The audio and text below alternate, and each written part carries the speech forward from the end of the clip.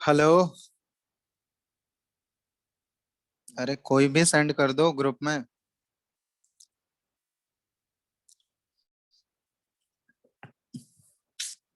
आवाज नहीं आ रहा है क्या?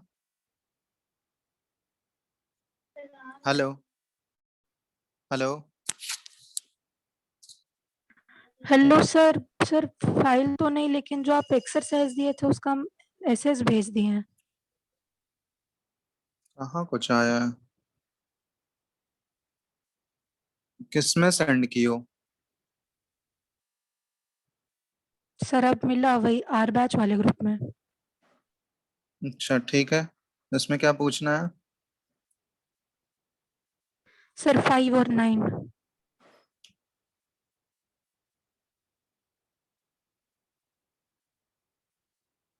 Question number 5।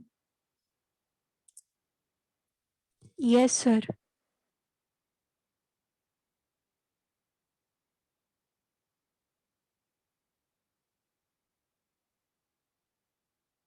क्वेश्चन नंबर 5 और कौन सा क्वेश्चन नंबर 9? 9। अच्छा चलो ठीक है। तो पहला है क्वेश्चन नंबर 5 में देखो। At 60 degree Celsius the vapour density of N2O4 was found to be 30.2। ठीक है। वेपर डेंसिटी 30.2 हो गया। Calculate the percentage of NO2 molecules by moles. N2O4 से NO2 कैसे हो गया? ये क्वेश्चन में कुछ गड़बड़ लग रहा है।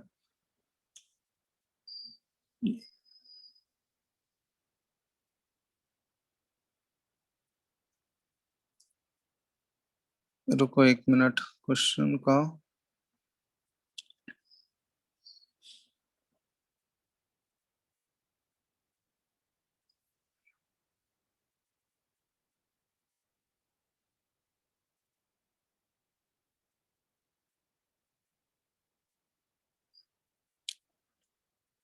हेलो। Yes sir. हाँ ये जैसे दिया हुआ है वेपर डेंसिटी दिया हुआ है ना 60 डिग्री सेल्सियस पे। तो ये NO2 का पूछा गया है क्वेश्चन में। Yes sir. तो एक्चुअली वहां पे शायद रिएक्शन मिसिंग है। अगर NO2 का पूछा है तो फिर वो इस एक्चुअली एक रिएक्शन होता है ना, 2NO2 जो मिलके है ना ये N2O4 बनाता है। ये कुछ इस टाइप का इक्विलिब्रियम से ये रिलेटेड है।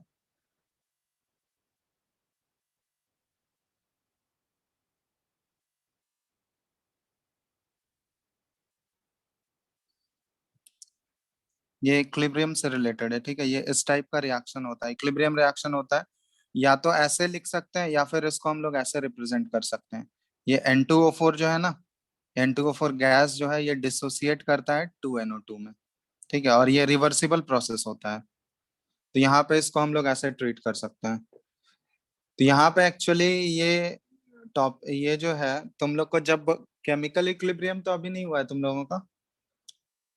नहीं सर, वो नहीं हुआ है। हाँ तो जब तक केमिकल इक्विलिब्रियम नहीं पढ़ेंगे उसमें एक टर्म होता है अल्फा, डिग्री ऑफ डिसोसिएशन हम लोग बात करते हैं।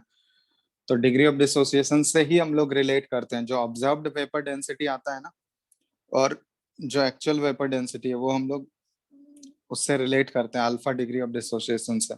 तो उससे ही ये क्वेश्चन बनेगा।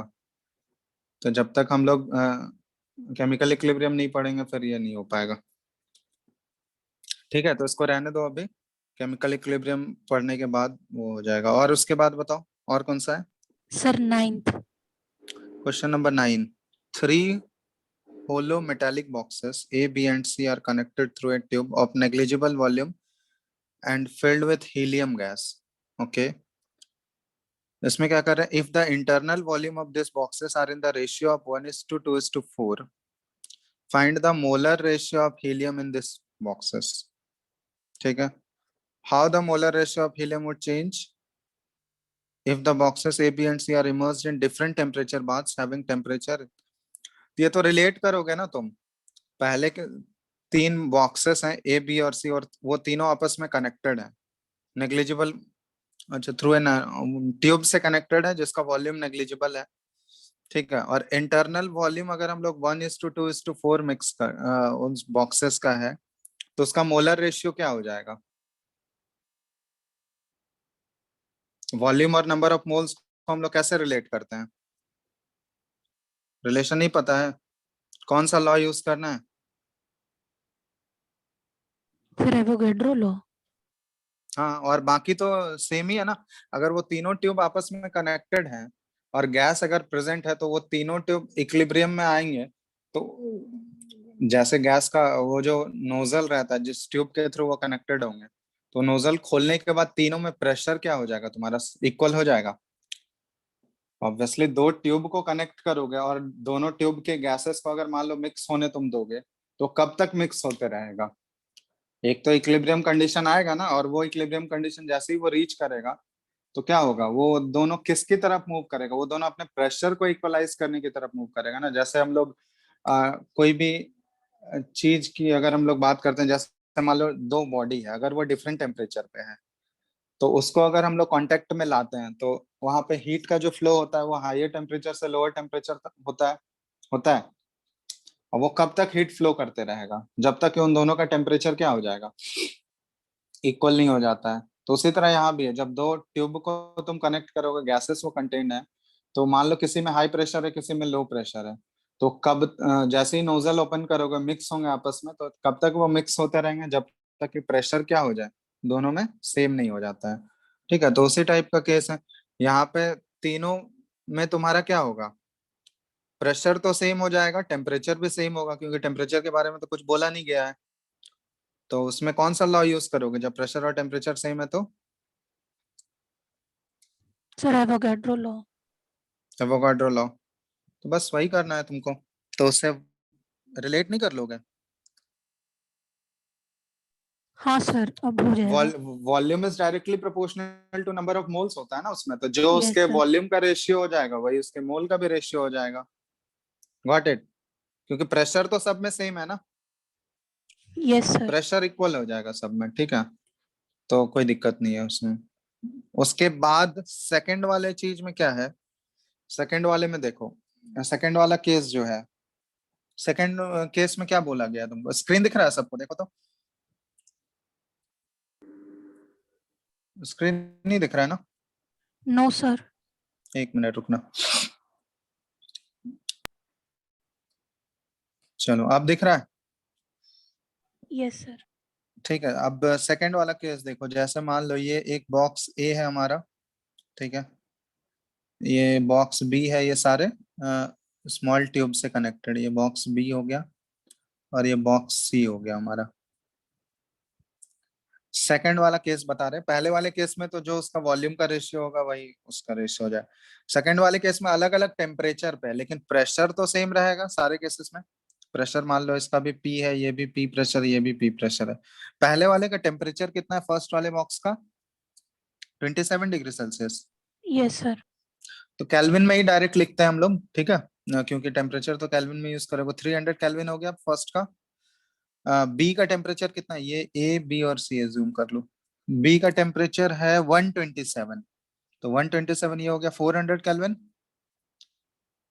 और तीसरे का है 327, मतलब 600 kelvin. What it? Yes sir.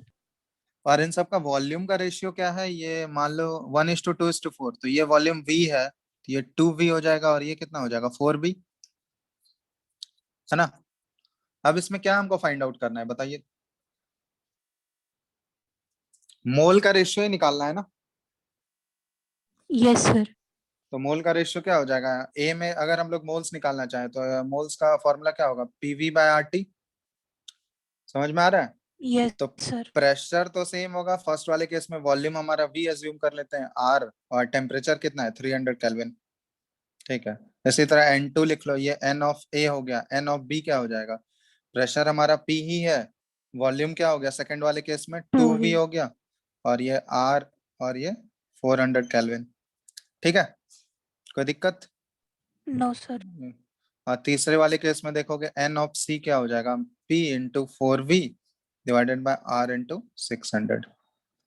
तब रेशियो नहीं लिख लोगे? Yes sir. Na/NB/NC क्या आ जाएगा रेशियो, देखो तो।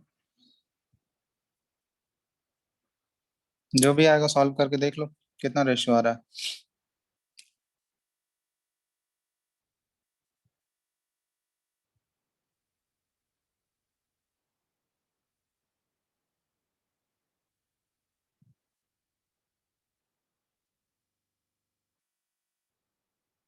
कितना आ रहा है रेशियो? तीनों का रेशियो ले लो, रेशियो देख लो क्या आएगा, जो आएगा वही आंसर होगा।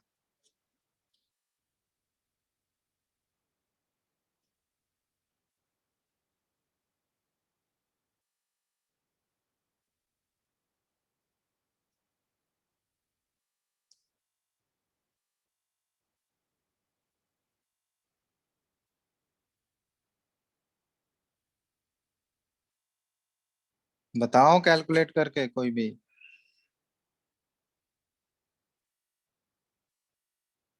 इसको सिंपलेस्ट फॉर्म में तुम लोग कर लो ना 1:300 आ सर गया। 2:3:4। हाँ, ये 2:400 है, और ये 4:600 है, तो इसको सिंपलेस्ट फॉर्म में कर लेना। ये क्या आ जाएगा, 2:3:4। 4। ठीक है, तो यही हो गया आंसर। अब फर्स्ट वाले का, ये तो सेकंड वाले का हो गया, फर्स्ट वाले का तो सेम रहेगा। क्वेश्चन नंबर 1 का जो उसका वॉल्यूम का रेशियो था, वही इनका मोल का भी रेशियो हो जाएगा Na। ये 1:2:4, ये फर्स्ट वाले का आंसर है। कोई दिक्कत? No sir. और बताओ। और है कुछ बाकी लोग? सर बाकी मॉड्यूल लोग भेजना तो खोलिए सर। मॉड्यूल में, हाँ ठीक है, बताओ मॉड्यूल में क्या। सर 48 आई है, जेई मेंस का क्वेश्चन। जेई मेंस का पेज नंबर बताओ तो।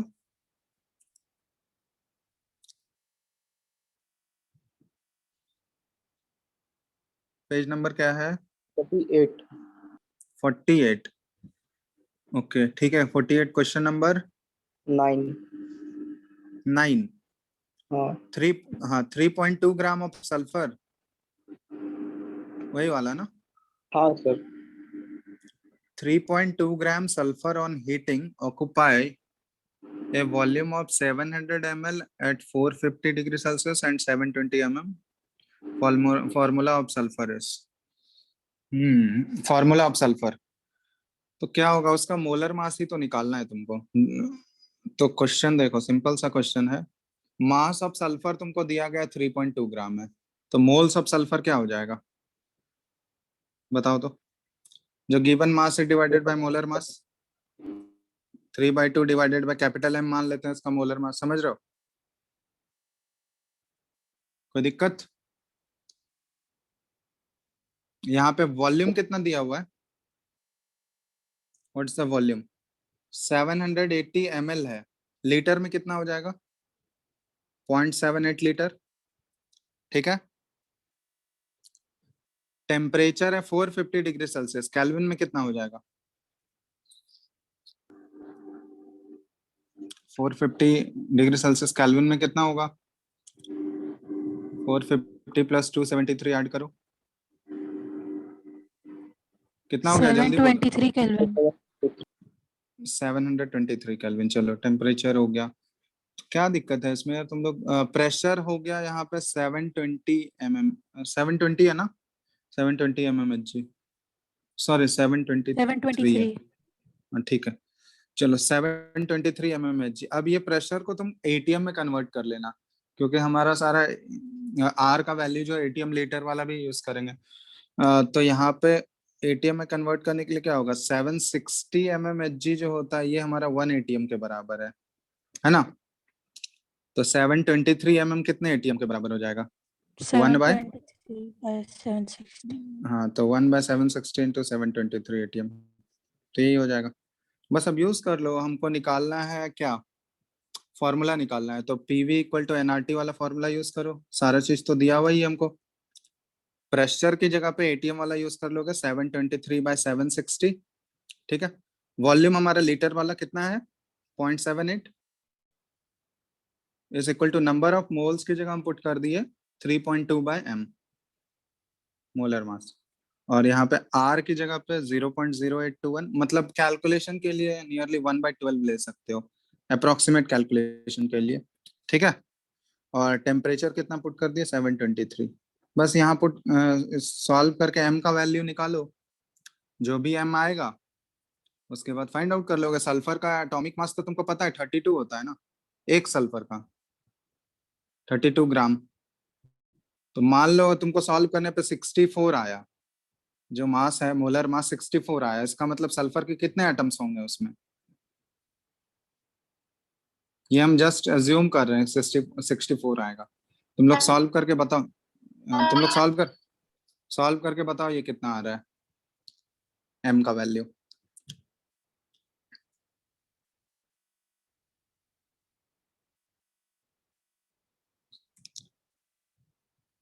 कितना आ रहा है,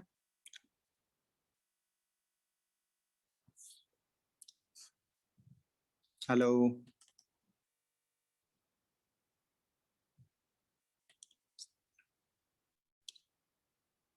हो गया सॉल्व?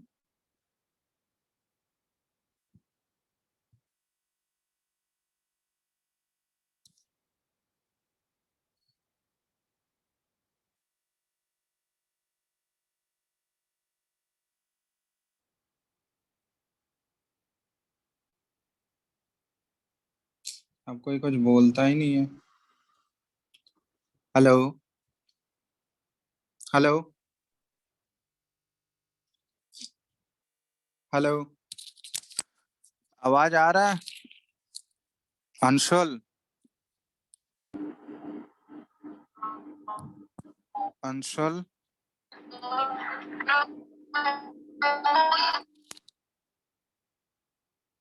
तुम लोग का आवाज ही नहीं आ रहा। अंशुल, आ रहा है सर। सॉल्व हो गया? कितना आया m का वैल्यू?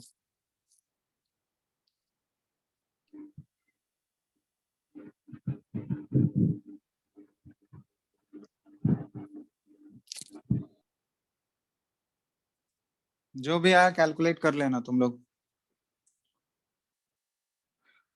और कोई क्वेश्चन में डाउट है किसी को भी? हाँ, पीरियोडिक टेबल में डाउट है। आवाज नहीं आ रहा है, जोर से बोलो थोड़ा। Page number 44 130 question number. कौन सा, पीरियोडिक टेबल वाले में? Yes sir. एक मिनट, पीरियोडिक टेबल का इसमें है क्या booklet? Sir please take question. फिर से सेंड कर। अच्छा सॉरी, मिल गया। पेज नंबर कौन सा? 44 का 130 क्वेश्चन नंबर। 44? Page number 44। हाँ सर। अच्छा चलो ठीक है, पेज नंबर 44।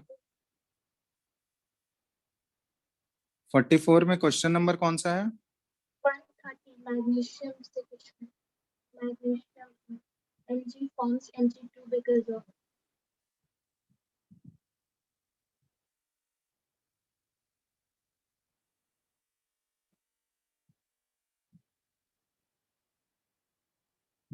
कौन सा क्वेश्चन बोल रही हो?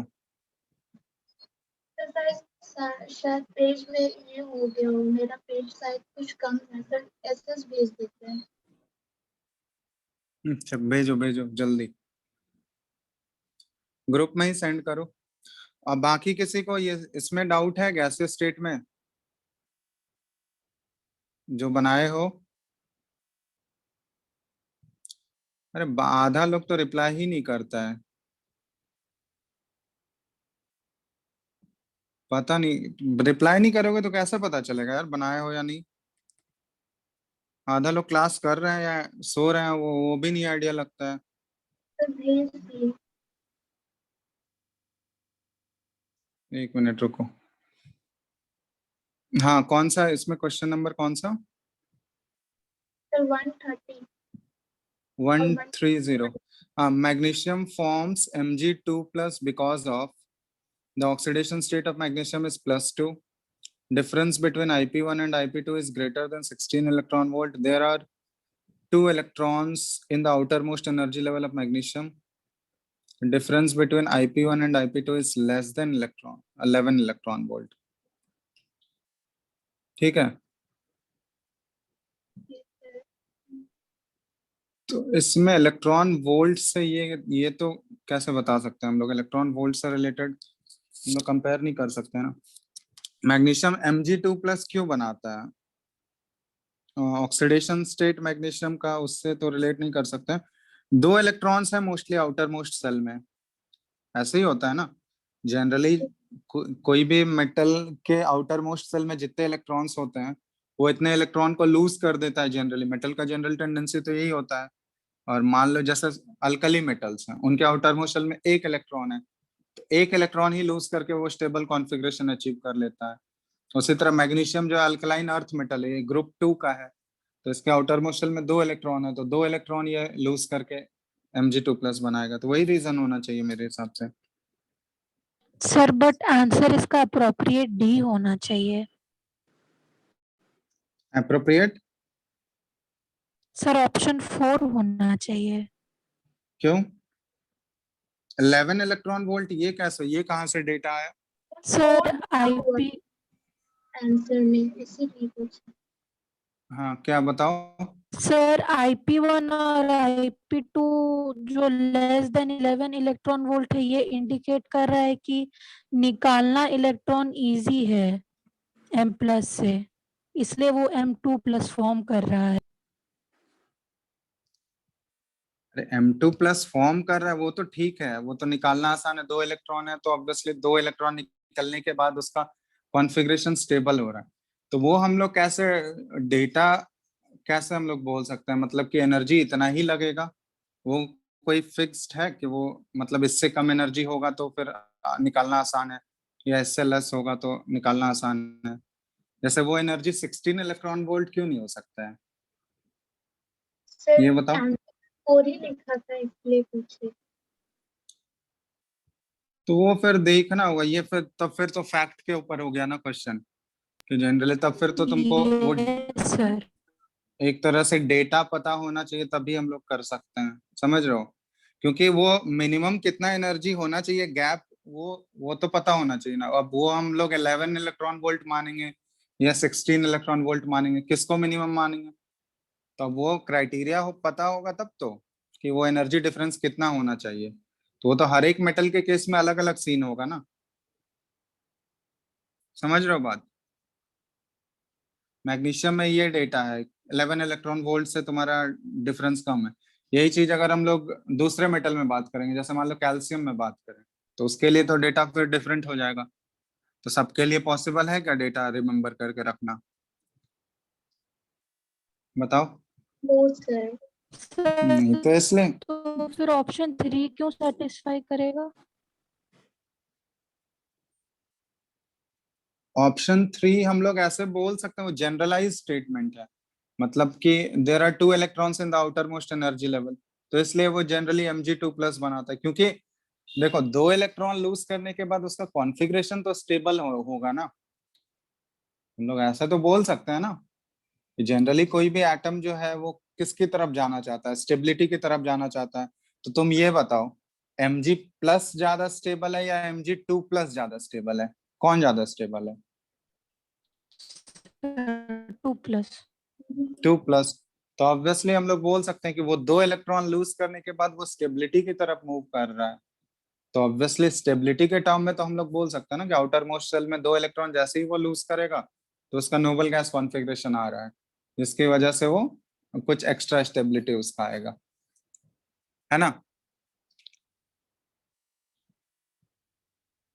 Yes sir. सर 155 भी वैसे ही मैं पूछ रही हूँ।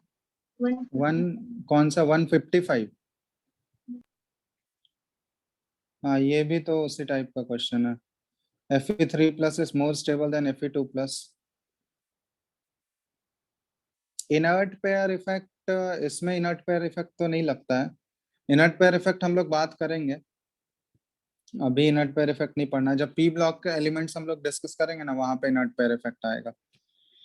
तो वही है IP is less than 11 electron volt, और दूसरा मोर स्टेबल कोर इन Fe3+। Fe3+ का कॉन्फ़िगरेशन लिख के देखो तुम, Fe3+ और Fe2+ का कॉन्फ़िगरेशन लिख के देखो। Fe2+ का अगर कॉन्फ़िगरेशन लिखोगे तो Fe2+ का, चलो इसका पहले हम लिखते हैं। Fe का क्या होता है? 4s2 3d6 होता है, यस और नो?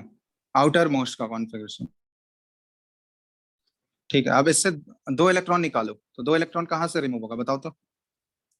4 के एस से, तो 4 के एस से 2 इलेक्ट्रॉन रिमूव हो गया, तो यहाँ पे क्या बचा देखो तो 3d6 बच गया। 4s 0 हो गया और 3d6, यही हो गया Fe2+ का। Yes sir. और Fe3+ में 3 इलेक्ट्रॉन निकल रहा है, तो 2 इलेक्ट्रॉन तो s का निकल गया और 1 इलेक्ट्रॉन कहाँ का निकला? d का, 3 का d का, तो 3d5 हो गया। अब ये देखो, अब इन दोनों कॉन्फ़िगरेशन में मोर स्टेबल कॉन्फ़िगरेशन कौन सा है? 3d6 3d5 वाला। 3d5, ये हाफ फिल्ड है, ये ना तो हाफ फिल्ड है ना ही फुल्ली फिल्ड है 3d6 वाला, तो ये मोर स्टेबल कॉन्फ़िगरेशन है। तो मोर स्टेबल कोर, ये तो 2 बोल सकते हैं। अब वही IP is less than electron volt, इसमें भी वही आंसर दिया हुआ है क्या? 1 and 2 both are correct. Yes sir. हाँ, तब मतलब एक फैक्ट की तरह याद रख सकते हो उसको कि +2 तब एक ये फैक्ट के ऊपर ही है ना, 11 इलेक्ट्रॉन वोल्ट तुमको अब याद रखना होगा एक तरह से, सर समझ लो। मतलब 11 इलेक्ट्रॉन वोल्ट एक रेफरेंस पॉइंट की तरह लिया है क्या? हाँ, तब अब सारे जगह वही पे आ रहा है, वही आ रहा है, तो एक रेफरेंस की तरह ही होगा, है ना? Yes sir. कि डिफरेंस अगर 11 इलेक्ट्रॉन वोल्ट से कम होगा तो आसानी से वो 1 इलेक्ट्रॉन लूज कर जा रहा होगा, समझ रहे हो?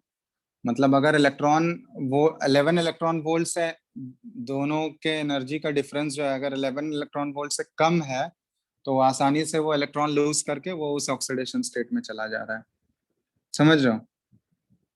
तो एक तरह से रेफरेंस की तरह ही ट्रीट किया जा रहा है, क्योंकि सभी जगह तो वही आ रहा है ना। ऐसे हम इसको चेक कर लेंगे 11 इलेक्ट्रॉन वोल्ट वाला, ये हम देख के तुम लोग को बताएंगे। ठीक है, ये रेफरेंस आ रहा है, क्यों आ रहा है? ठीक है, ओके सर। चलो, और बस यही दोनों था। सर और पहले पूछ लिए थे आपसे। अच्छा, हाँ, गैसियस स्टेट वाला बताओ, गैसियस स्टेट वाला कोई बनाए हो? और भी कुछ पूछना है इससे रिलेटेड या फिर आगे का टॉपिक पढ़ाएं? सर पार्शियल प्रेशर का आप क्वेश्चंस अटेम्प्ट कर सकते हैं क्या? पार्शियल प्रेशर डाल्टन्स लॉ वाला ना? Yes sir. हाँ, डाल्टन्स लॉ वाले क्वेश्चंस करो अब। ठीक है, अभी इनफैक्ट एक और टॉपिक हम बता देंगे, ये टॉपिक है ग्राहम्स लॉ ऑफ डिफ्यूजन। ठीक है, उसके बाद और आसानी से क्वेश्चंस, क्योंकि डाल्टन्स लॉ और ग्राहम्स लॉ मिक्स करके भी क्वेश्चंस आते हैं। तो चलो हेडिंग डाल लो अभी, ग्राहम्स लॉ ऑफ डिफ्यूजन या ग्राहम्स लॉ ऑफ इफ्यूजन। ठीक है, 2 यहाँ पे टर्म होते हैं, दिख रहा है ना स्क्रीन सबको? Yes sir. ठीक है, तो ग्राहम्स लॉ ऑफ डिफ्यूजन, या फिर बहुत जगह देखोगे ग्राहम्स लॉ ऑफ इफ्यूजन भी होता है। ठीक है, तो डिफ्यूजन और इफ्यूजन में तुम लोग को डिफरेंस पता है क्या होता है? डिफ्यूजन और इफ्यूजन प्रोसेस जो होता है, ये दोनों अलग अलग प्रोसेस है। डिफ्यूजन और इफ्यूजन बताओ तो, गैसेस के लिए यूज करते हैं मेनली। डिफ्यूजन का मतलब क्या हुआ, सबसे पहले ये बताओ, what do you mean by diffusion? बताओ, ये तो पढ़े हो तुम लोग यार। इंटरमिक्सिंग ऑफ टू और मोर। हाँ, मतलब 2 गैसेस अगर छोड़ दोगे तुम, 2 गैसेस को अगर अलग अलग कंटेनर में, मान लो उसको अगर हम लोग मिक्स करना चाहें, तो गैसेस मॉलिक्यूल्स आपस में क्या हो जाएंगे? इंटरमिक्स हो जाएंगे ना। ठीक है, तो इंटरमिक्सिंग, अगर वो यूनिफॉर्म इंटरमिक्सिंग हो जाता है गैसेस मॉलिक्यूल्स का विथ ईच अदर, तो उसको हम लोग बोलते हैं डिफ्यूजन, कि एक मॉलिक्यूल जो है वो दूसरे के मॉलिक्यूल में इंटरमिक्स हो गया, उनके बीच में जो स्पेस था उसमें वो घुस गया और पूरा यूनिफॉर्मली वो इंटरमिक्स हो गया, तो उस प्रोसेस को बोला जाता है डिफ्यूजन। इफ्यूजन का मतलब क्या हुआ? इफ्यूजन का मतलब क्या हुआ ना, कि जैसे मान लो हम लोग इफ्यूजन को डिफाइन करना चाह रहे हैं, तो एक जैसे कंटेनर है, एक बड़ा सा कंटेनर है, उसमें एक छोटा सा होल कर दिया हम लोग, पिन होल टाइप का होता है ना, जिसको ऑरिफिस बोलते हैं हम लोग। ठीक है, तो एक होल कर दोगे तो गैस मॉलिक्यूल्स क्या होगा, धीरे धीरे उस होल से देखोगे लीक करना स्टार्ट करता है ना, गैस लीक करता है या नहीं? जैसे बलून है, बलून में एक छोटा सा होल कर दोगे तो बलून से गैस निकलना स्टार्ट होगा या नहीं, ये बताओ। Yes, sir. तो उसको बोलते हैं, वहां पे जो गैस एक छोटे से होल से वो जो लीक कर रहा है ना, निकल रहा है बाहर, ड्यू टू प्रेशर डिफरेंस। वो गैस क्यों निकल रहा है बाहर? क्योंकि बलून के अंदर जो गैस का प्रेशर है वो कुछ डिफरेंट प्रेशर है, और बाहर का एटमॉस्फेरिक प्रेशर जो है वहां पे प्रेशर कुछ अलग है। तो उन दोनों के प्रेशर डिफरेंस की वजह से वो गैस क्या होता है, वो हायर प्रेशर से लोअर प्रेशर की तरफ फ्लो करता है। तो बलून के अंदर गैस का प्रेशर हाई है और बाहर जो है प्रेशर लो है, इसलिए हाई प्रेशर से वो लो प्रेशर की तरफ फ्लो करने लगता है। तो वो जो स्मॉल होल्स है या टाइनी होल्स है, जिसको ऑरिफिस भी बोलते हैं हम लोग, तो उस होल से अगर गैस मॉलिक्यूल्स बाहर निकल रहे हैं, किसी कंटेनर में अगर हम लोग स्मॉल होल कर दिए, तो उसी प्रोसेस को बोला जाता है इफ्यूजन। समझ आ गया बात? यस और नो? Yes, तो हम sir. लोग इफ्यूजन को लिख सकते हैं, अगर स्टेटमेंट तुमसे पूछा जाए तो लिख सकते हो ऐसे, it is the process of gas molecules, ठीक है, coming out of container through a small pin hole, या फिर उसमें उसको उसी पिन होल को हम लोग बोलते हैं ऑरिफिस, ठीक है, ऑरिफिस। ड्यू टू, और ये किसकी वजह से बाहर निकलता है बताओ तो? Pressure difference. Due to presence of, या फिर ड्यू टू डायरेक्टली ऐसे लिख लो, pressure difference, pressure difference sorry, between किसके किसके बीच में, कंटेनर के बीच में और सराउंडिंग एटमॉस्फेयर के बीच में, between container and surrounding atmosphere, ठीक है। तो इसी प्रोसेस को बोला जाता है डिफ्यूजन। तो ग्राहम एक्चुअली एक साइंटिस्ट का नेम था, ठीक है। ये अलग अलग गैसेस के रेट ऑफ डिफ्यूजन को स्टडी कर रहा था, रेट ऑफ डिफ्यूजन या रेट ऑफ इफ्यूजन को स्टडी कर रहा था। तो अलग अलग गैसेस को ये चेंज करके देखता, चेंज करके जब ये ऑब्जर्व किया, तो एक ये रिलेशन फाइंड आउट किया था कि गैसेस जो हम लोग चेंज कर रहे हैं, तो उसके रेट को हम लोग कैसे रिलेट कर सकते हैं डिफरेंट गैसेस को। तो इसके अकॉर्डिंग एक स्टेटमेंट ये दिया था फिर अपना एक्सपेरिमेंट करने के बाद, ठीक है। ये एक स्टेटमेंट दिया था, तो स्टेटमेंट उसका क्या था, इट स्टेट्स दैट, हम लोग ऐसे लिख सकते हैं, it states that under the same conditions, ठीक है, under the same conditions of temperature and pressure, ठीक है, कि अगर हम लोग टेम्परेचर एंड प्रेशर अलग अलग गैसेस का सेम रखें, तो उसके बाद क्या था कि the rate of diffusion, the rate of diffusion और इफ्यूजन, ठीक है, डिफ्यूजन या फिर इफ्यूजन का, of different gases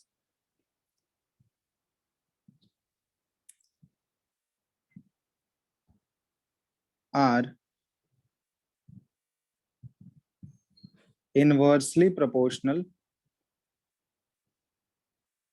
to the square root, ठीक है, ये ध्यान रखना, inversely proportional to the square root of their molecular masses, ठीक है, ये इसका रिलेशन आया था, मॉलिक्यूलर मासेस या फिर देयर डेंसिटीज। तो ये इसका स्टेटमेंट था कि अगर हम लोग सेम टेम्परेचर और प्रेशर का कंडीशन रखें, तो अलग अलग गैसेस अगर हम लोग कंटेनर में भरते जाएं, तो उनका जो रेट ऑफ इफ्यूजन होगा या डिफ्यूजन होगा, वो किसके प्रोपोर्शनल आ रहा था, inversely proportional to the square root of their molecular masses या फिर डेंसिटी। इसको रिलेट करना चाहें तो रेट ऑफ डिफ्यूजन आर से डिनोट कर रहा है, तो that is inversely proportional to the square root of capital M, मतलब molar mass of the gas, या फिर इसको हम लोग लिख सकते हैं और inversely proportional to the square root of their density. समझ रहे हो? ये आर क्या है, रेट ऑफ डिफ्यूजन है। तो दो गैसेस अगर मान ले हम लोग R1 और R2 ले लें, तो R1 अगर लोगे तो R1 डायरेक्टली प्रोपोर्शनल टू क्या आ जाएगा, 1/√M1 फर्स्ट वाले गैस का आएगा, और R2 अगर लेंगे तो R2 is directly proportional to 1/√M2, होगा या नहीं? अब इन दोनों का अगर हम लोग रेशियो लें, R1/R2 का जब रेशियो लोगे तो ये डायरेक्टली अंडर रूट क्या आ जाएगा, अंडर रूट हम लोग लिख सकते हैं equal to under root M2/M1 या फिर equal to under root D2/D1 लिख सकते हैं या नहीं, ये बताओ। yes, sir. तो यही आया था। अब ये हम लोग कब अप्लाई कर सकते हैं, एट कांस्टेंट, कब बोलो, टेम्परेचर एंड प्रेशर। प्रेशर। तो टेम्परेचर और प्रेशर दोनों कांस्टेंट होना चाहिए यहाँ पे, तभी हम लोग ये अप्लाई कर सकते हैं। ठीक है, ये M2 M1 क्या है, उस गैस का मोलर मास है, और R1 R2 क्या है, रेट ऑफ डिफ्यूजन है दोनों गैस का, और ये D2 D1 क्या है, डेंसिटी। ठीक है, तो ये ग्राहम्स लॉ ऑफ डिफ्यूजन से रिलेशन आया था।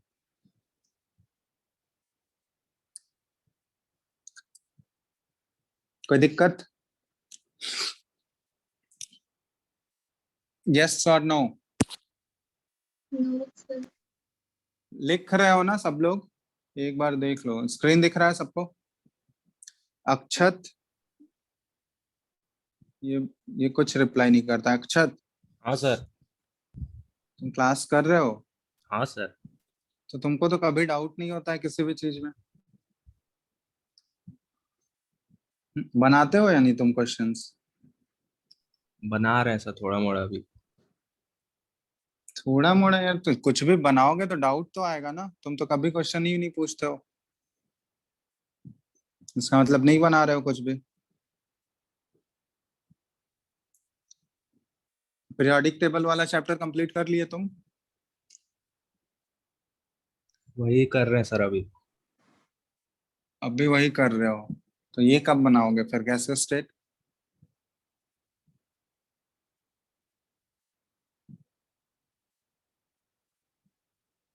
करना चाहिए था ना, इतना दिन टाइम मिला। पीरियोडिक टेबल आज से थोड़ी बोल रहे हैं, कब से बोल रहे हैं। इतना इतना दिन गैप भी तो मिलता है, ऐसा थोड़ी कि रेगुलर क्लास हो रहा है तुम लोगों का। थोड़ा सा एक्स्ट्रा एफर्ट डालना होगा, समझ रहे हो बात? कौन से क्लास में हो तुम अभी, 9th में, 10th में? हाँ सर, 10th 11th में गया। अच्छा, अभी 11th में गए हो। तो 11th में गए हो तो ये सब तो तुम्हारे ही टॉपिक का है ना,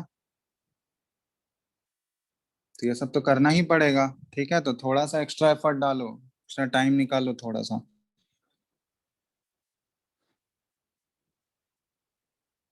ठीक है, जो भी डाउट होता है पूछो, उसमें डाउट में शर्माना नहीं है, सब लोग तो पूछ ही रहे हैं ना, समझ रहे हो? ठीक है सर। तो जो भी डाउट हो रहा है उसमें पूछो, डाउट में थोड़ी ना ऐसे तुमको कोई बोल रहा है। बाकी लोग पूछते ही हैं, तुम भी पूछो, उसमें क्या है। जो नहीं बनता है उसको पूछो, जिस दिन डाउट हो रहा है, जिस दिन बनाए हो क्वेश्चन उसी दिन पूछो। ठीक है, तो ये रिलेशन लिखो पहले कि कांस्टेंट टेम्परेचर एंड प्रेशर पे हम लोग दो गैसेस का अगर मान लो हम लोग कंपेयर कर रहे हैं उसके रेट ऑफ डिफ्यूजन में, तो उसको हम लोग रिलेट कर सकते हैं उसके मोलर मास से, inversely proportional to the square root of molar mass या फिर उसके डेंसिटी के। तो एक और तरीका होता है रेट ऑफ डिफ्यूजन को डिफाइन करने का, वो हम लोग उसके वॉल्यूम के टर्म में करते हैं। तो रेट ऑफ डिफ्यूजन को हम लोग ऐसे लिख सकते हैं, rate of diffusion is equal to volume of gas diffused, volume of gas diffused divided by time taken. समझ रहे हो कि कितना वॉल्यूम ऑफ गैस डिफ्यूज हुआ है और उस गैस के डिफ्यूजन में कितना टाइम लगा हुआ है। मतलब R इज इक्वल टू हम लोग V/T, ये फॉर्मूला भी यूज कर सकते हैं। ठीक है, तो अगर मान लो गैस 1 लिए हैं, तो गैस 1 का V1 वॉल्यूम जो है T1 टाइम में डिफ्यूज हो रहा है, और एक गैस 2 लिए हम लोग जिसका कि V2 वॉल्यूम जो है डिफ्यूज हो रहा है T2 टाइम में। तो इसको हम लोग कैसे रिलेट कर सकते हैं बताओ? R1/R2 जब लिखोगे तो इसका रेशियो, तो ये क्या आ जाएगा, V1/T1 और डिवाइडेड बाय V2/T2। तो T2 ऊपर चला गया और V2 नीचे है, यही है ना? यस और नो? Yes sir. और इसको हम लोग रिलेट कर सकते हैं inversely proportional to square root of their molar mass, हो जाएगा अंडर रूट M2/M1। ये तो हम लोग लिख ही सकते हैं, यस और नो? Yes. तो ये हम लोग वॉल्यूम के टर्म में भी उसको रिलेट कर सकते हैं, वॉल्यूम और टाइम के टर्म में भी, तो किसी जिस टर्म में तुमको क्वेश्चन में पूछा जाएगा उस टर्म में हम लोग रिलेट करके सॉल्व कर लेंगे। समझ रहे हो बात? तो ये सबको नोट करते जाओ, अभी क्वेश्चंस कराएंगे इस सब से।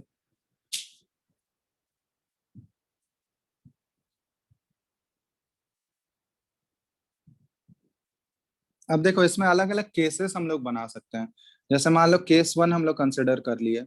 केस 1 में हम लोग क्या कर लिए, देखो कंपैरिजन ऑफ टाइम टेकन, ठीक है, comparison of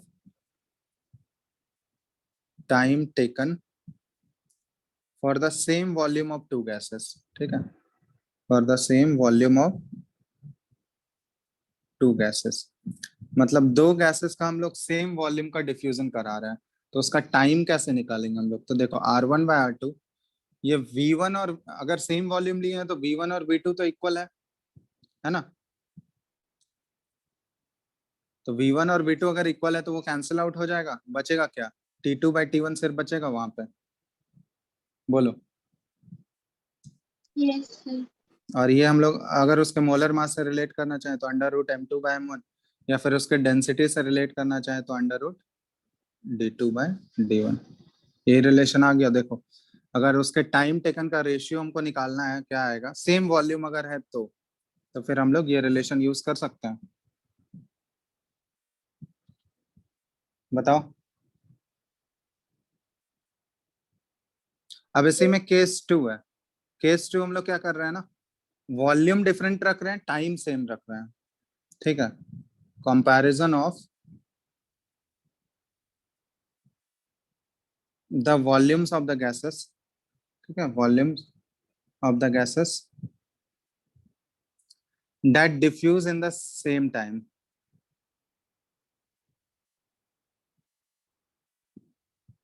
in the same time.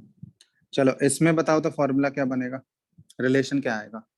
अगर सेम टाइम में डिफ्यूज हो रहा है, वॉल्यूम डिफरेंट है, टाइम सेम है, तो इसमें क्या सर आएगा R1 relation? by R2 equals to V1 by V2 is equal to root over M2 by N1 is equal to root over D2 by D1. तो यहाँ पे हम लोग लिख सकते हैं अंडर रूट, ये अब वॉल्यूम सेम है ना, तो वॉल्यूम सेम है तो सॉरी वॉल्यूम डिफरेंट है, यहाँ पे टाइम सेम है, तो टाइम सेम है तो कैंसिल आउट हो गया टाइम। तो देखो T1 T2 कैंसिल आउट हो गया, तो ये क्या बचेगा, V1/V2 that is equal to under root M2/M1 और that is equal to under root D2/D1। ठीक है, ये सारे अलग अलग केसेस हम लोग बना सकते हैं, कुछ भी, कुछ को भी सेम रख के। ठीक है, तीसरा जो है ना, ये सब अभी केस 1 और 2 जो हम लोग देख रहे थे वो कांस्टेंट प्रेशर पे था, टेम्परेचर और प्रेशर कांस्टेंट था। तीसरा वाला जो केस है ना, यहाँ पे हम लोग प्रेशर अलग कर दे रहे हैं, इफेक्ट ऑफ प्रेशर हम लोग देखना चाह रहे हैं, effect of pressure on the rate of diffusion, on the rate of diffusion. ठीक है, अब प्रेशर यहाँ पे सेम नहीं रहेगा, समझ रहे हो, प्रेशर हम लोग डिफरेंट कर दिए। तो प्रेशर बढ़ाने से बताओ तो रेट ऑफ डिफ्यूजन बढ़ेगा या घटेगा? अगर हम लोग किसी भी गैस का प्रेशर बढ़ा देंगे तो रेट जो जिस रेट से गैस लीक हो रहा है वो रेट इंक्रीज हो जाएगा या डिक्रीज हो जाएगा, या कोई फर्क नहीं पड़ेगा? ये बताओ। जैसे मान लो अगर बलून से एयर लीक कर रहा है, ठीक है, उसमें थोड़ा सा होल है, बलून से एयर लीक कर रहा है, उस बलून को अगर हम लोग प्रेस कर देते हैं, बहुत जोर से अगर प्रेस कर देते हैं, तो वो जो लीक होने वाला एयर है उसका रेट जो होगा या स्पीड जो होगा वो बढ़ जाएगा या घट जाएगा? ये बताओ तो। वो बढ़ेगा। बढ़ेगा। बढ़ तो जाता जितना है। ज्यादा, हाँ, जितना ज्यादा तुम हाई प्रेशर उस पर अप्लाई करोगे ना, हाई प्रेशर अप्लाई करने से वो गैस जो निकलने का रेट जो हो जाएगा वो क्या हो जाएगा, इंक्रीज हो जाएगा। तो हम लोग बोल सकते हैं कि rate is directly proportional to pressure, बोल सकते हैं rate of diffusion is directly proportional to pressure, yes और नो? Yes, sir. तो ये तो हो गया डायरेक्टली प्रोपोर्शनल टू। और दूसरा चीज, एक और चीज बोल सकते हैं हम लोग कि rate is inversely proportional to square root of molar mass, yes और नो? Yes, sir. अब इन दोनों को जब हम लोग कंबाइन करेंगे तो इन दोनों को कंबाइन करने पे क्या आएगा, ये मान लो क्वेश्चन 1 है हमारा और ये क्वेश्चन 2 है, तो फ्रॉम 1 and 2 हम लोग क्या लिख सकते हैं, R is directly proportional to P by under root M, लिख सकते हैं। जब दोनों को तुम कंबाइन करोगे तो फ्रॉम 1 and 2 हम लोग लिख सकते हैं ये, ठीक है। अब यहाँ पे देखो R1 अगर लोगे तुम तो R1 क्या आ जाएगा, देखो तो R1 is directly proportional to, अब प्रेशर डिफरेंट है तो हम लोग क्या लिख सकते हैं, under directly proportional to P1 और अंडर रूट M1, और R2 की जगह क्या लिख सकते हैं, R2 is directly proportional to P2 by under root M2, ठीक है। तो अब ये R1 बाय R2 का जब रेशियो लोगे तो इस बार रेशियो क्या आ जाएगा ये बताना।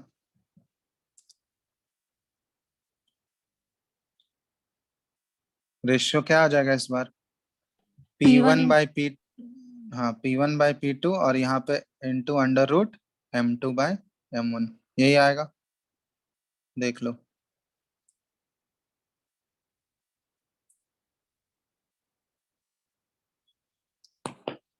ठीक है, अब ये वाला तुमको कंडीशन ये वाला कब अप्लाई करना है ये बताओ।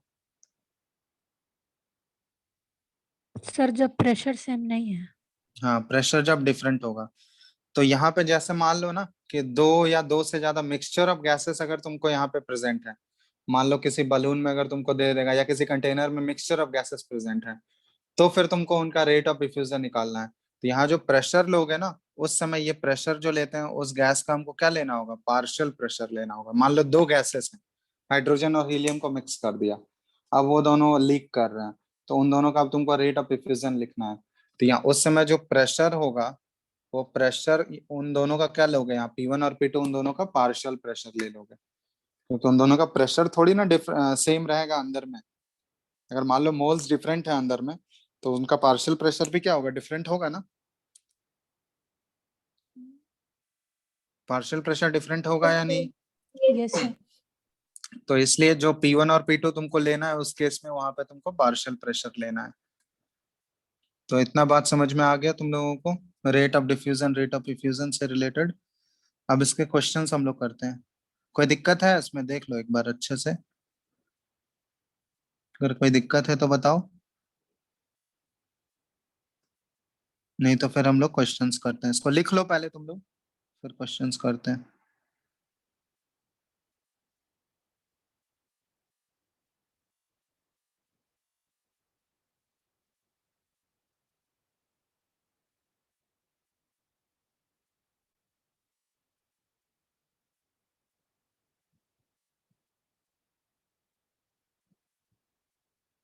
क्योंकि ये बहुत ही इंपॉर्टेंट टॉपिक है, इससे क्वेश्चंस तुमको मिलेगा ही हर साल। देखना प्रीवियस ईयर में जेई मेंस में तुम देखोगे क्वेश्चंस आता ही है, इनफैक्ट जेई एडवांस में भी आता है, ठीक है। तो ये इंपॉर्टेंट टॉपिक है।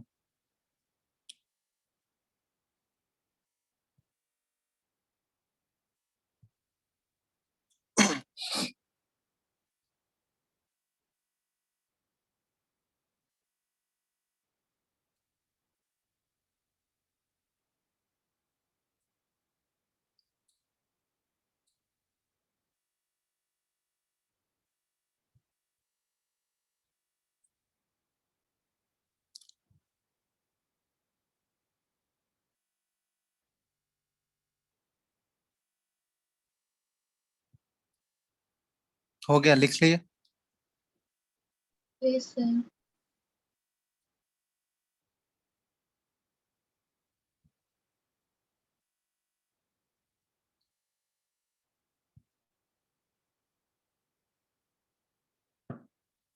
चलो सर क्वेश्चंस करें हम।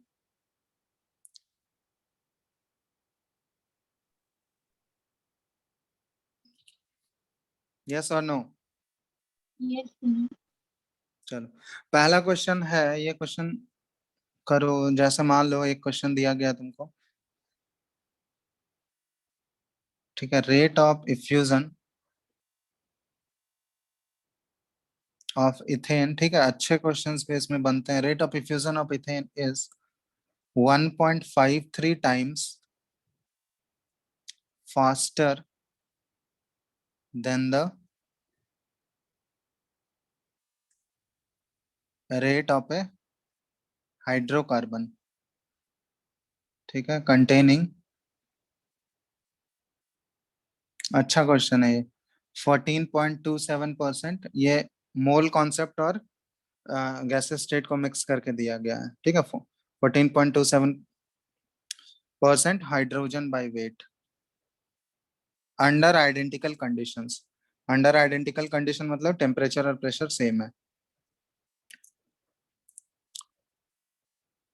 ठीक है, यहाँ पे तुमको क्या फाइंड आउट करना है, find out the molecular formula of the hydrocarbon sorry, find out the molecular formula of the hydrocarbon. ठीक है, तो अब देखो इसका क्या एप्लीकेशन है, हम प्रोसेस बता दे रहे हैं कैसे करना है। हाइड्रोकार्बन समझते हो ना, हाइड्रोकार्बन किसका कंपाउंड हुआ, कार्बन और हाइड्रोजन का, उसमें सिर्फ और सिर्फ कार्बन और हाइड्रोजन। तो यहाँ पे तुमको उस मॉलिक जो हाइड्रोकार्बन है उसमें हाइड्रोजन का अगर परसेंटेज दे दिया है तो बाकी जो बचा हुआ परसेंटेज है वो किसका है, कार्बन का है। यस और नो? Yes sir. अब रेट ऑफ इफ्यूजन तुमको दिया है कि एक गैस तो हमारा इथेन है, इथेन का फॉर्मूला पता है ना, C2 क्या, इथेन क्या होगा, H6 C2H6। तो ये है इथेन और दूसरा है कोई हाइड्रोकार्बन है। ठीक है, तो रेट ऑफ डिफ्यूजन वो ग्राहम्स लॉ ऑफ डिफ्यूजन लगाओगे कांस्टेंट टेम्परेचर एंड प्रेशर वाला, तो उससे हमारा उस इथेन का हमको क्या मिल जाएगा, सॉरी ये हाइड्रोकार्बन का हमको क्या मिल जाएगा, मोलर मास मिल जाएगा वहां से, मोलर मास वहां से हाइड्रोकार्बन का मिल गया। उसके बाद सबसे पहले हम लोग इंपेरिकल फार्मूला जो निकालने का तरीका है, इंपेरिकल फार्मूला निकालो, उसके बाद मॉलिक्यूलर फार्मूला को पहले ट्राई करो तुम लोग, देख अच्छा क्वेश्चन है ये, इस टाइप के क्वेश्चन पूछे जाते हैं, इनफैक्ट जेई एडवांस में इस टाइप का क्वेश्चन आता है। ठीक है, तो बनाओ पहले, एक बार देखते हैं बनता है या नहीं तुम लोगों से।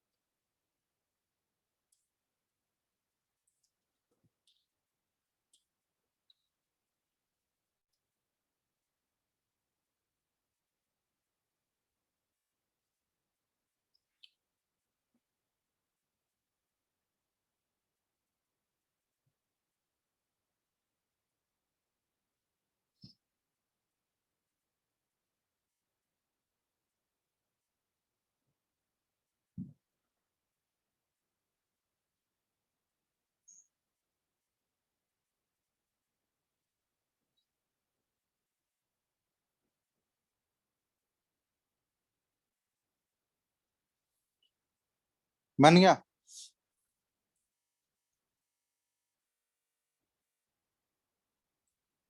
पहले तुम लोग मॉलिक्यूलर वेट निकाल लिए क्या उस हाइड्रोकार्बन का, हेलो? सर मॉलिक्यूलर वेट वो हाइड्रोकार्बन का कितना आया, एक्चुअली क्या है ये, पहला मान लो हम लोग R1 इथेन को मान लिया, R2 दूसरा हाइड्रोकार्बन है, R1/R2 ये क्या हो जाएगा, √M2/M1 है ना, यही तो होता है ना। और इथेन का जो रेट ऑफ डिफ्यूजन है वो कितना है, 1.5 टाइम्स फास्टर है उससे, तो R1/R2 का रेशियो क्या हो जाएगा, 1.53 हो जाएगा। यस और नो, बोलो। R1 Yes, by sir. R2 1.53 ही होगा, और under root M2 by M1, M2 हमारा वो हाइड्रोकार्बन का मास है, और M1 जो है ये इथेन है, तो इथेन का मास क्या होगा, मोलर मास। C2H6 है तो मोलर मास कितना ले रहे हो, 30 कितना, सर 30। हाँ 30। तो इसको सॉल्व करके M2 नहीं आया तुम्हारा, यही तो M2 निकालना है ना, यस सर मोलर आ मास। गया कितना आया, सर? 70.2। अच्छा 70.2 के आसपास आएगा, ठीक है चलो। तो ये 70.2 हो गया। उस तो जो हाइड्रोकार्बन है उसका हमको मोलर मास पता चल गया, 70.2 ग्राम है। ठीक है, अब याद नहीं है मोल कॉन्सेप्ट में एम्पेरिकल फॉर्मूला मॉलिक्यूलर फॉर्मूला कैसे करते थे, याद है? वो जो कंपाउंड बना हुआ है वो सिर्फ कार्बन और हाइड्रोजन का बना हुआ है, तो अगर हाइड्रोजन का परसेंटेज हमको दिया हुआ है कितना है, 14.27%, तो कार्बन का परसेंटेज क्या हो जाएगा, बाकी जो बचा हुआ है कितना हो जाएगा, कार्बन 85.73। यस और नो? Yes, sir. अब इसको हम लोग परसेंटेज जो रहता था उसको हम लोग उसके एटॉमिक मास से डिवाइड करते थे, डिवाइड करने के बाद यहाँ पे रेशियो लिखते थे, तो इसको डिवाइड करोगे तो ये तो 14.27 ही आएगा, और ये 85.73 बाई 12 करो कितना आ रहा है,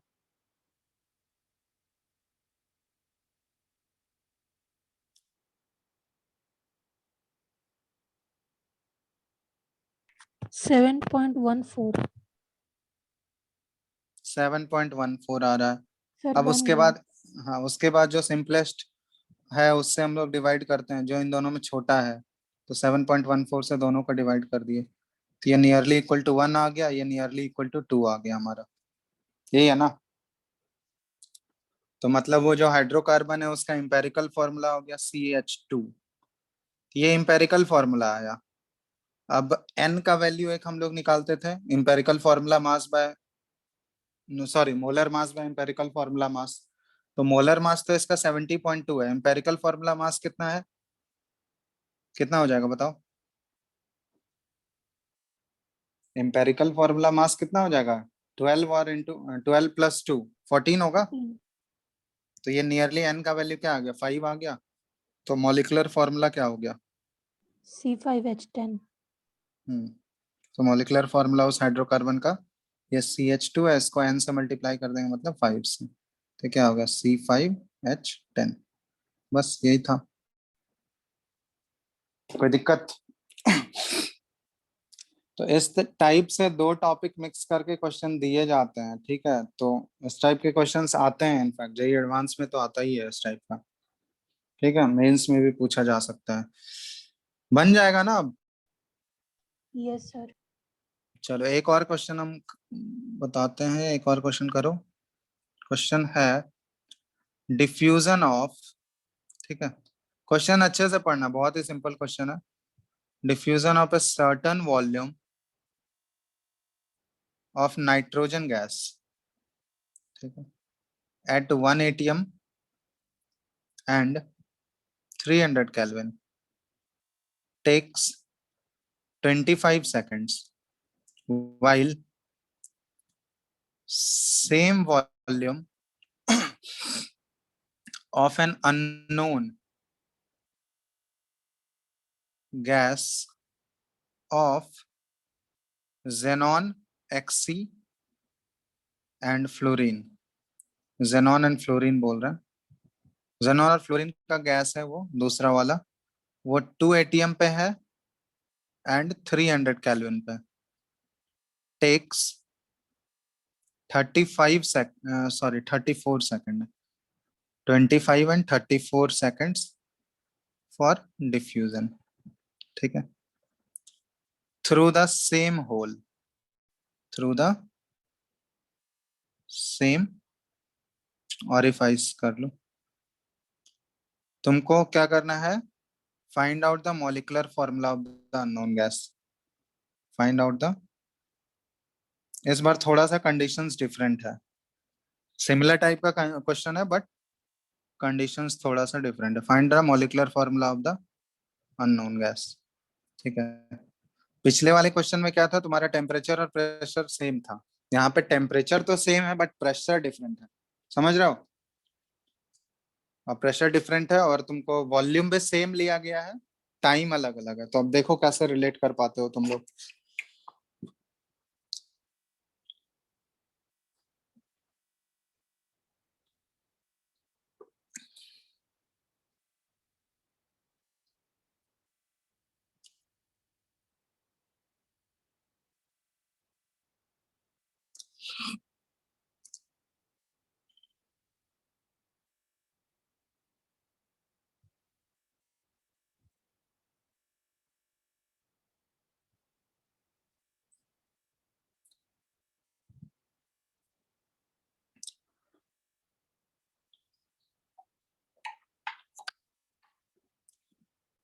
और जेनॉन का जो भी कंपाउंड होता है ना फ्लोरीन के साथ, वो एस टाइप का होता है, XeFn टाइप का. मतलब जेनॉन का तो एक ही एटम रहेगा और फ्लोरीन का यहाँ पे एटम चेंज हो सकता है. तो ये इस टाइप का फॉर्मूला होता है जेनॉन का फ्लोराइड जो होता है. तो इसमें हम तुमको जेनॉन का मास बता देते हैं. जेनॉन का मास कितना होता है? 131 होता है. ठीक है. और फ्लोरीन का मास कितना होता है तुम लोगों को पता है? हेलो, एटॉमिक मास फ्लोरीन का तो पता है ना? फ्लोरीन का 19 होता है.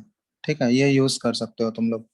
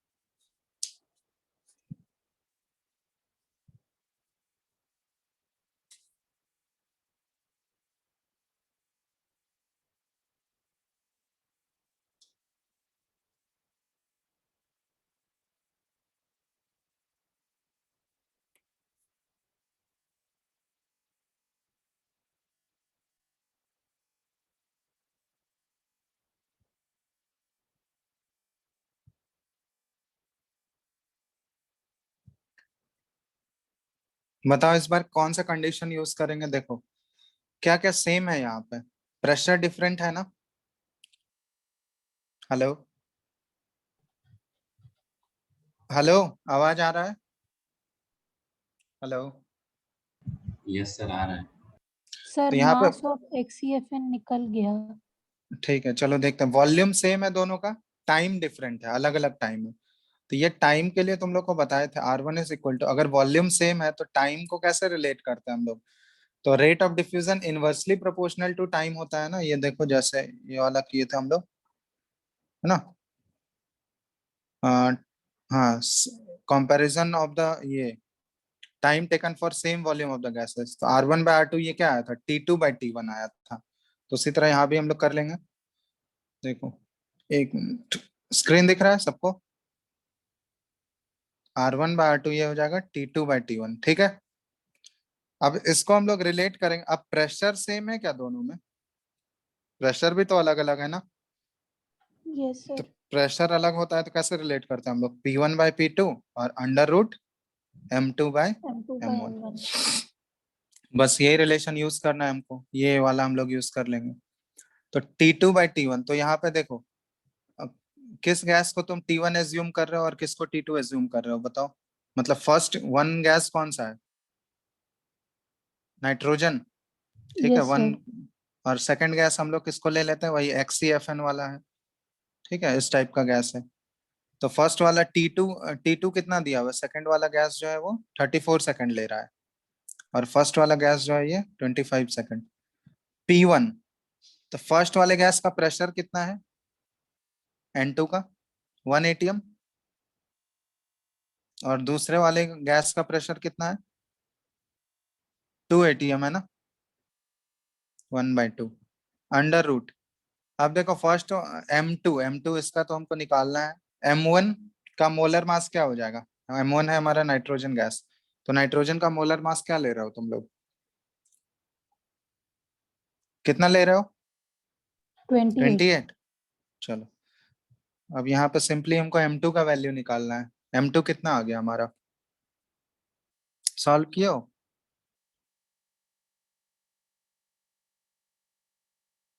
M2 कितना आ रहा है?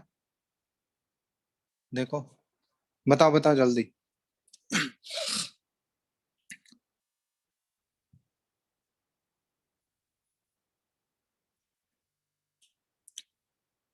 M2 सॉल्व करने पे क्या आ रहा है? मेरे पास जो आंसर है ये है 207। यही आ रहा है क्या नियरली? देखो तो। हेलो,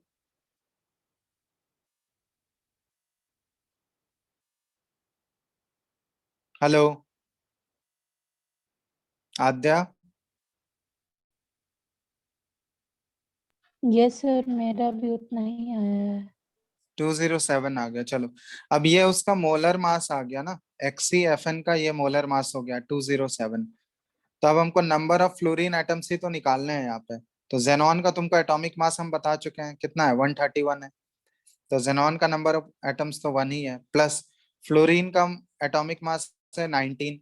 इसका नंबर नहीं पता हमको कितने एटम्स है, n से मल्टीप्लाई कर दो, वो किसके इक्वल आना चाहिए? 207। इसको सॉल्व करो, 19 n इज इक्वल टू ये क्या आ गया? 207 माइनस 131। तो ये n का वैल्यू क्या हो जाएगा? 207 माइनस 131, ये कितना होता है?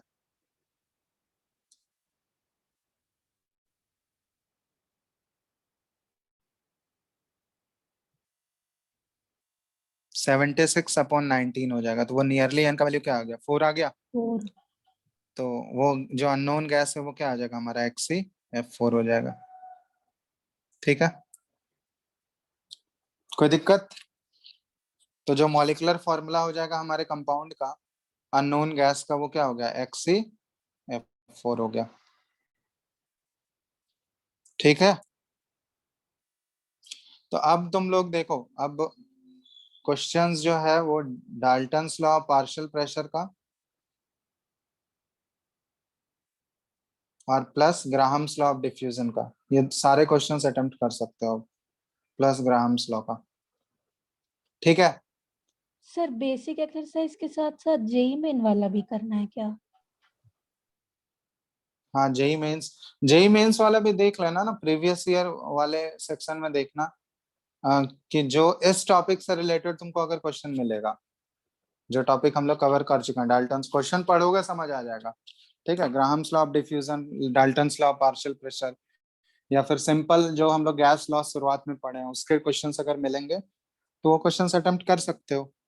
ज्यादा क्वेश्चंस नहीं होगा ना उसमें, तो तुम्हारा जो क्वेश्चन बैंक है उसमें जेई वाले सेक्शन में तो बहुत कम ही क्वेश्चंस मिलेंगे तुमको, 10 से 15 क्वेश्चन मैक्सिमम मिलेगा इस टॉपिक से। तो कर लेना ट्राई, ठीक है, उससे आइडिया लग जाएगा कि एग्जाम में जो क्वेश्चंस आ रहे हैं वो बन रहे हैं या नहीं, है ना।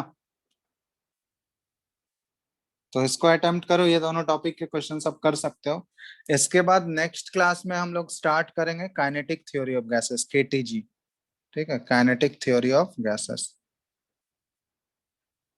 इसको हम लोग शॉर्ट फॉर्म में KTG बोलते हैं। तो ये फिजिक्स में भी पढ़ते हैं हम लोग, तो यहाँ भी इस बार देख लेंगे आइडियल गैस में हम लोग कैसे KTG को अप्लाई करते हैं, काइनेटिक थ्योरी। तो ये हम लोग नेक्स्ट क्लास में करते हैं।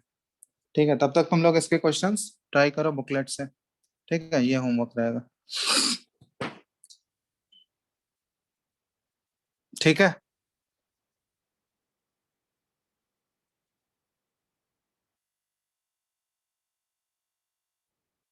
चलो फिर तो आगे नेक्स्ट क्लास में करते हैं आगे हम लोग।